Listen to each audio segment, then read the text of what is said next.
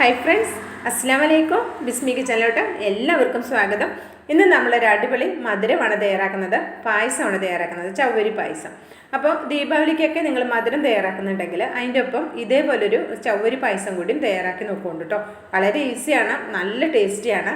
ചവ്വരിയും ശർക്കരയും തേങ്ങയൊക്കെ വെച്ചിട്ടുള്ള നല്ലൊരു അടിപൊളി പായസമാണ്. അപ്പോൾ നമുക്ക് എങ്ങനെയാണെന്ന് നോക്കാം. അതിനായിട്ട് ഞാൻ 250 ml കപ്പിൽ അരക്കപ്പ് ചവ്വരി എടുത്തിട്ടുണ്ട്. ഒരു മീഡിയം വലുപ്പമുള്ള ചവ്വരിയാണ് എടുത്തിട്ടുള്ളത്. ഇത് നമുക്ക് ഈ ഒരു ബൗളിലേക്ക് ഇട്ട് കൊടുക്കാം. ഇപ്പോൾ ചില ചവ്വരി കുറച്ച് സോക്കാകാൻ കുറച്ച് താമസം എടുക്കുന്ന ചവ്വരി ഉണ്ടാവും കേട്ടോ. അപ്പോൾ ഇത് നമുക്കൊരു 2-3 പ്രാവശ്യം നന്നായിട്ടൊന്ന് കഴുകിയെടുക്കാം. അപ്പോൾ ഞാൻ അതേ കഴുകി വെള്ളമൊക്കെ വാർത്തെടുത്തിട്ടുണ്ട്. ഇനി ഇതിലേക്ക് നമുക്കൊരു 1.25 കപ്പ് വെള്ളം ഒഴിച്ചിട്ട് ഇതൊന്ന് സോക്ക് ചെയ്യാൻ വേണ്ടി വെക്കണം. അപ്പോൾ ഞാനൊരു 20 മിനിറ്റാണ് ഇത് സോക്ക് ചെയ്യാൻ വേണ്ടി വെക്കുന്നത്. ചില ചവ്വരി ഒരു 15 മിനിറ്റ് കൊണ്ടാകും, ചിലത് 20-25 മിനിറ്റൊക്കെ എടുക്കും കേട്ടോ ഒന്ന് സോക്കായി കിട്ടാനായിട്ട്. അപ്പോൾ ഇത് നമുക്ക് വേവിക്കാനുള്ളതാണ്. ഒരുപാട് സമയം 1 മണിക്കൂർ 2 മണിക്കൂറൊന്നും സോക്ക് ചെയ്ത് വെക്കണ്ട. ഒരു 20 മിനിറ്റ് മാക്സിമം. ഇപ്പോൾ ചവ്വരിയുടെ ആ ഒരു സോക്ക് ചെയ്യുന്നതിൻ്റെ അളവിനനുസരിച്ച് ചിലപ്പോൾ ഒരു 5 മിനിറ്റ് അങ്ങോട്ടോ ഇങ്ങോട്ടോ കൂടുകയും കുറയും ചെയ്യും കേട്ടോ.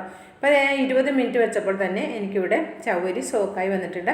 അപ്പോൾ നമ്മൾ വെച്ചതിനേക്കാണ് ഒരല്പം കൂടി വീർത്ത് വന്നിട്ടുണ്ട് കണ്ടോ. ഈ ഒരു പരുവത്തിലായാൽ മതി. ചില ചവ്വരി നമ്മൾ തൊടുമ്പോൾ തന്നെ പറ്റ പൊടിഞ്ഞു പോകും. അപ്പോൾ അതിനൊരു 15 മിനിറ്റ് 10 മിനിറ്റൊക്കെ എടുത്താൽ മതിയാകും.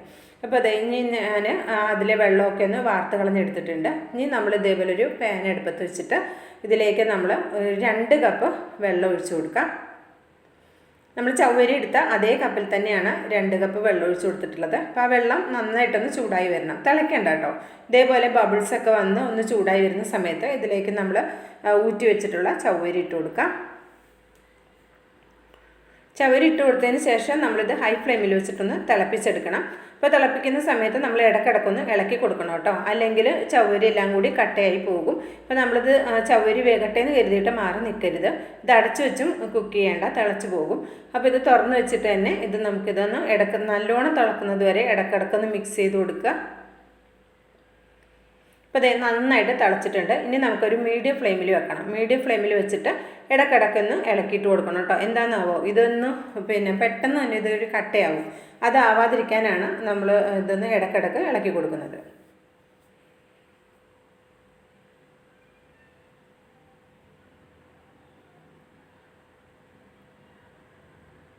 അപ്പോൾ നോക്കാം, നമ്മുടെ ചവ്വരിയൊക്കെ വെന്ത് വന്നിട്ടുണ്ട്. ഇപ്പോൾ ഒരു മീഡിയം ഫ്ലെയിമിൽ ഇട്ടതുകൊണ്ട് തന്നെ ഒരുപാട് വെള്ളമൊന്നും വറ്റിപ്പോയിട്ടില്ല. നമ്മൾ ഹൈ ഫ്ലെയിമിലിട്ടാണ് വേവിക്കുന്നതെങ്കിൽ പെട്ടെന്ന് വെള്ളം വറ്റുകയും ചെയ്യും, നമ്മുടെ ചവ്വരി വേകാതെ ഇരിക്കും. അപ്പോൾ ഈ ഒരു രീതിയിൽ എനിക്കൊരു 5 മിനിറ്റ് കുക്ക് ചെയ്തപ്പോൾ തന്നെ ചവ്വരി വെന്തിട്ടുണ്ട്. ഇനി ഇതിലേക്ക് ഞാനൊരു 4 ടേബിൾ സ്പൂൺ തേങ്ങയാണ്, ഫ്രഷായിട്ട് ചിരകി എടുത്തിട്ടുള്ള തേങ്ങയാണ് ചേർത്ത് കൊടുത്തിട്ടുള്ളത്. തേങ്ങ ചേർത്തതിന് ശേഷം നമ്മൾ ലോ ഫ്ലെയിമിൽ വെച്ചിട്ട് നന്നായിട്ടൊന്ന് മിക്സ് ചെയ്ത് കൊടുക്കാം. ഇനി നമ്മൾ ഇതിലേക്ക് ചേർത്ത് കൊടുക്കുന്നത് അരിപ്പൊടിയാണ്. 1 ടേബിൾ സ്പൂൺ അരിപ്പൊടി എടുത്തിട്ടുണ്ട്. അപ്പോൾ 1 ടേബിൾ സ്പൂണിനേക്കാളും കൂടുതലൊന്നും ചേർക്കരുത് കേട്ടോ, പിന്നെ അരിപ്പൊടിയുടെ ആ ഒരു കുത്തും ടേസ്റ്റും ഉണ്ടാവും. അപ്പോൾ അതുണ്ടാവാതിരിക്കാൻ വെറും 1 ടേബിൾ സ്പൂൺ മാത്രം അരിപ്പൊടി എടുക്കുക. അരിപ്പൊടി എടുത്തിട്ട് കുറച്ച് വെള്ളം കൂടെ ഒഴിച്ചിട്ട് നമുക്കിതൊന്ന് നന്നായിട്ട് കട്ടകളൊന്നും ഇല്ലാതെ ഒന്ന് മിക്സ് ചെയ്തെടുക്കാം.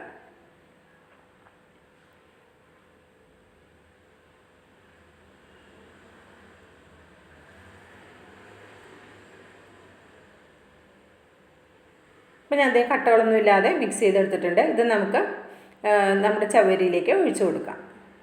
ഇപ്പോൾ തേങ്ങയൊക്കെ ഇടയ്ക്കൊന്ന് കടിക്കാൻ കിട്ടുമ്പം നല്ല ടേസ്റ്റിയാണ് കേട്ടോ. അപ്പോൾ നമ്മൾ ഈ ഒരു അരിപ്പൊടി മിക്സ് ചെയ്തത് ഒഴിച്ചു കൊടുക്കുന്ന സമയത്ത് ലോ ഫ്ലെയിമിൽ തന്നെ വെക്കാൻ മറക്കരുത്. എന്നിട്ട് ഒഴിച്ചു കൊടുക്കുമ്പോൾ തന്നെ നന്നായിട്ട് മിക്സ് ചെയ്ത് കൊടുക്കുകയും ചെയ്യണേ.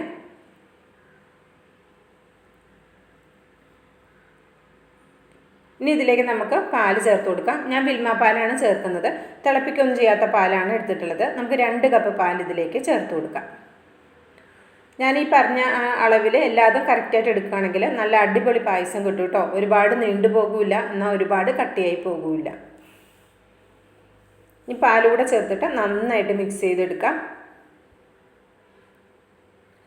തേങ്ങ ചേർത്തത് കൊണ്ട് തന്നെ ഒരു തരിതരിപ്പായിട്ട് അവിടെ ഇവിടെ കടക്കുന്നത് കാണാം. നമ്മളിത് കുടിക്കുന്ന സമയത്തും തേങ്ങ ഇങ്ങനെ ചെറുതായിട്ടൊന്ന് കടിക്കാൻ കിട്ടും, അപ്പോഴും നല്ല ടേസ്റ്റിയാണ്. അപ്പോൾ അതേ ഞാനൊരു 10 മിനിറ്റോളം ഇതൊന്ന് മീഡിയം ടു ലോ ഫ്ലെയിമിൽ വെച്ചിട്ട് നന്നായിട്ട് ഇതൊന്ന് വേവിച്ച് പാലൊക്കെ ഒന്ന് വേവിച്ച് കുറുക്കി എടുത്തിട്ടുണ്ട്. അപ്പോൾ നമ്മുടെ അരിപ്പൊടിയുടെ പച്ചച്ചുവയൊക്കെ പോയി അത് നന്നായിട്ട് വെന്ത് വന്നിട്ടുണ്ട്. ഇനി ഇതിലേക്ക് നമുക്ക് ഫ്ലേവറിന് വേണ്ടിയിട്ട് ഏലക്കാപ്പൊടി ചേർത്ത് കൊടുക്കാം. ഞാൻ 1 ടീസ്പൂൺ നിറച്ച് ഏലക്കാപ്പൊടി ചേർത്ത് കൊടുക്കുന്നുണ്ട്. അപ്പോൾ ഏലക്കാപ്പൊടി കയ്യിലില്ലെങ്കിൽ ഇതിന് പകരം ഒരു 4 ഏലക്ക എടുത്ത് നന്നായിട്ടൊന്ന് ചതച്ചിട്ട് ചേർത്ത് കൊടുത്താലും മതിയാകും. അതിനുശേഷം നന്നായിട്ടൊന്ന് മിക്സ് ചെയ്ത് കൊടുക്കുക. നമ്മളിതിന് മധുരത്തിന് ശർക്കര പാനിയാണ് ചേർക്കുന്നത്. 3 അച്ച് ശർക്കര എടുത്തിട്ട് ഞാനൊരു അരക്കപ്പ് വെള്ളത്തിലൊന്ന് മെൽറ്റ് ചെയ്തെടുത്തതാണ്. കുറച്ച് ഒഴിച്ചിട്ട് നന്നായിട്ടൊന്ന് മിക്സ് ചെയ്ത് കൊടുക്കുക. മിക്സ് ചെയ്തതിന് ശേഷം മധുരം വേണമെന്ന് നോക്കിയിട്ട് വീണ്ടും ചേർത്ത് കൊടുക്കുക. മധുരം നമ്മുടെ ടേസ്റ്റിനനുസരിച്ച് ചേർത്ത് കൊടുക്കുക കേട്ടോ. അപ്പോൾ ഞാൻ എടുത്തിട്ടുള്ള ഈ ശർക്കരയിൽ ഒരല്പം ഉപ്പുള്ള ശർക്കരയാണ്, അതുകൊണ്ടാണ് ഞാൻ ഇതിലേക്ക് ഉപ്പ് ചേർത്ത് കൊടുക്കാത്തത്. ഇപ്പോൾ നിങ്ങളുടെ കയ്യിലിരിക്കുന്ന ശർക്കര ഉപ്പ് ഇല്ലാത്ത ശർക്കരയാണെങ്കിൽ ഒരു നുള്ളു ഉപ്പ് ചേർത്തിട്ട് മധുരം ഒന്ന് ബാലൻസ് ചെയ്തുകൊണ്ട് കേട്ടോ. ശർക്കര ചേർത്തിട്ട് ഇത് നന്നായിട്ട് മിക്സ് ചെയ്തെടുക്കുന്നുണ്ട്. ഈ സമയത്തൊക്കെ ലോ ഫ്ലെയിമിൽ വെച്ചാൽ മതി കേട്ടോ. ഹൈ ഫ്ലെയിമിലോ മീഡിയം ഫ്ലെയിമിലോ വെക്കേണ്ട, ലോ ഫ്ലെയിമിൽ വെച്ചാൽ മതി. ഇപ്പോൾ ശർക്കരയൊക്കെ മിക്സ് ആയിട്ടുണ്ട്. ഇപ്പോൾ ഒരല്പം കൂടി ശർക്കരപ്പാനി ചേർത്ത് കൊടുക്കുന്നുണ്ട്. മധുരം ഒരല്പം കുറവുണ്ട്. മധുരം നമ്മുടെ ടേസ്റ്റിനനുസരിച്ച് ചേർത്ത് കൊടുക്കാം കേട്ടോ.